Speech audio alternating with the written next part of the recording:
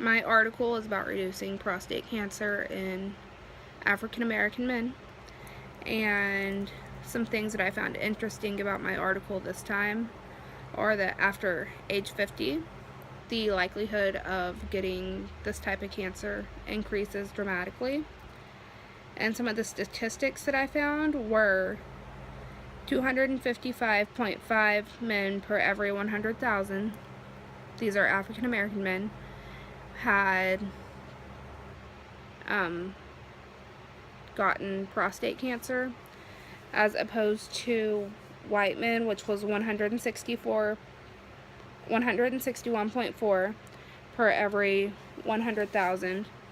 Hispanics, the rate on that was 140.9 per every 100,000, and Asians and Pacific Islanders were significantly lower, with 96.5 diagnoses per every 100,000 people.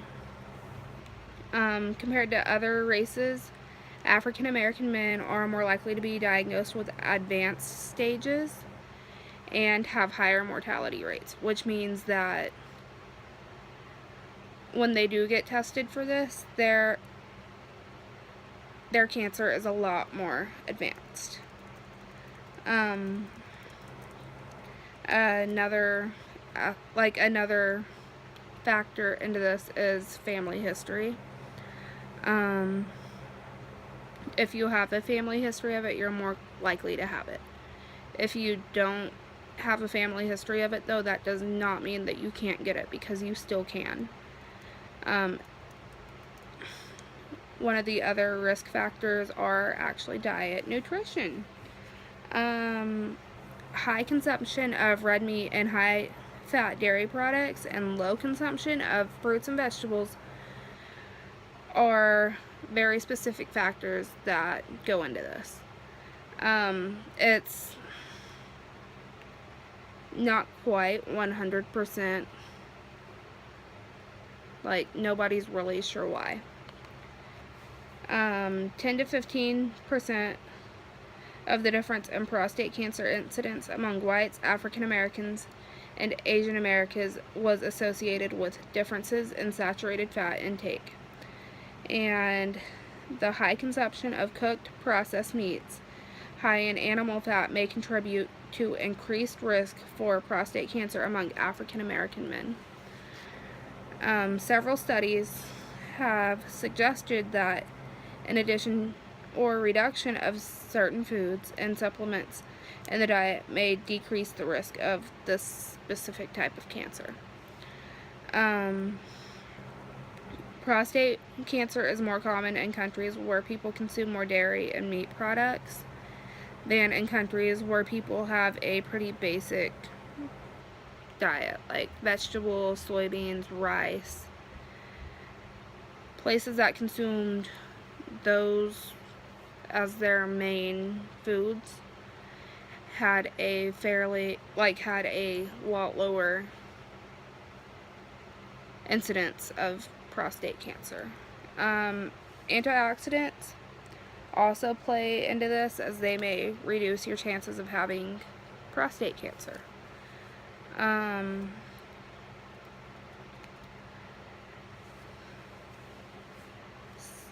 Some studies have suggested that legumes may have protective properties, primarily because they are high in fiber and because of their phytoestrogen characteristics.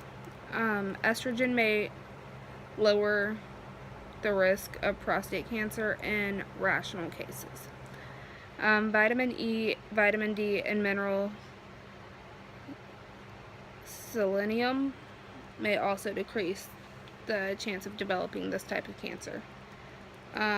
It's really important to get screened for this, especially the older you get, because you're more likely to have it.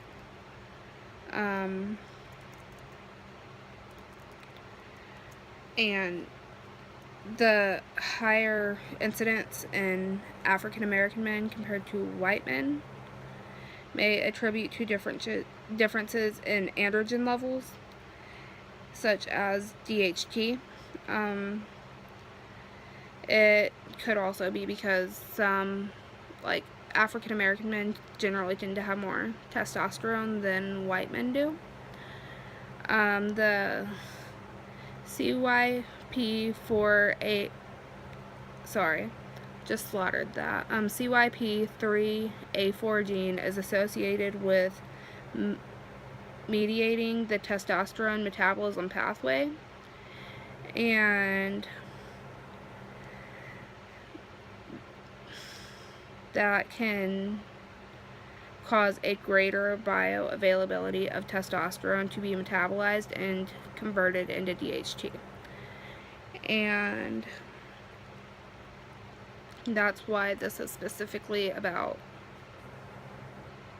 why this article is about the African American group of men more than it is any other men, because they have a little bit different diet and they're more likely to have this.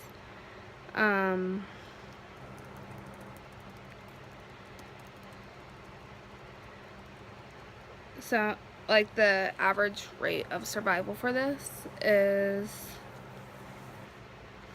really different for different ethnicities.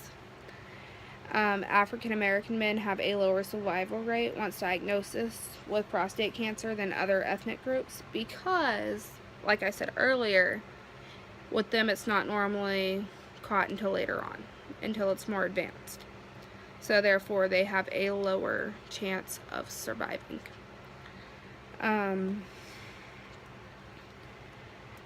They also have a higher chance of reoccurrence, which means that they can go into remission and their cancer will come back. And that's probably because they're still eating all the same foods that they were before, and that they're not following their diets to help keep this at a minimum, and they're probably eating whatever they want.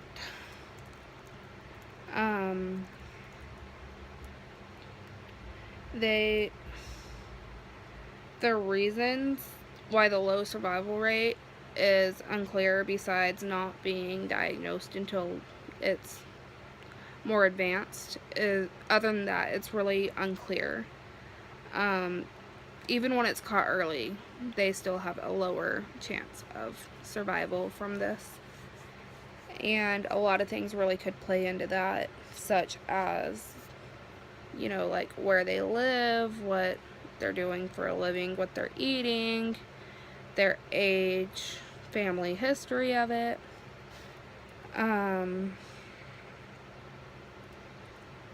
Sorry, I'm reading out of my article on my computer, and it's fairly difficult to look both places at once.